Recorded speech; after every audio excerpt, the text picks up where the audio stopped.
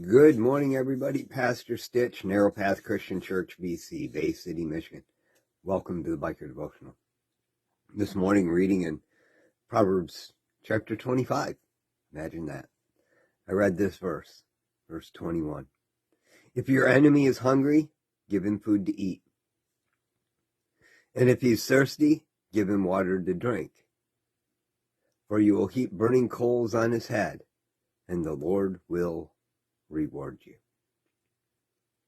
First of all, if you've been actually spending time every day reading the chapter of Proverbs that corresponds with the date, and you've been doing it faithfully for some time,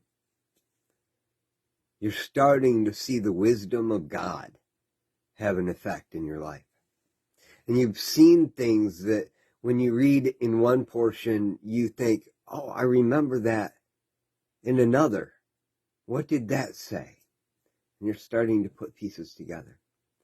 It's interesting that Solomon tells his son, and actually these are the words written by Solomon that Hezekiah, the king of Judah, had his scribes write down for his people as well. If your enemy is hungry, give him food to eat.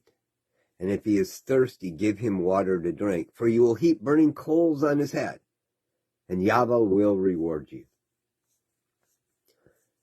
Now, old self, old man, sinful man, reads that and says, I'm going to be able to get back at them because when I do something nice, it's going to eat at them and it's going to bother them and I will have won. But do you remember just a few days ago you read that do right to someone that's not, and I'm going to paraphrase my words, not the way it's written in the Bible, but if you do someone and something bad happens to them, they're bad to you in some way, and something bad happens to them, don't gloat. Don't rejoice in the fact that bad happened. Don't get excited about it, because if you do, God will take it away from them. What's true? So when you read this verse, if the only thing you're thinking about is I get to get them, the whole verse has been thrown out. It's a waste.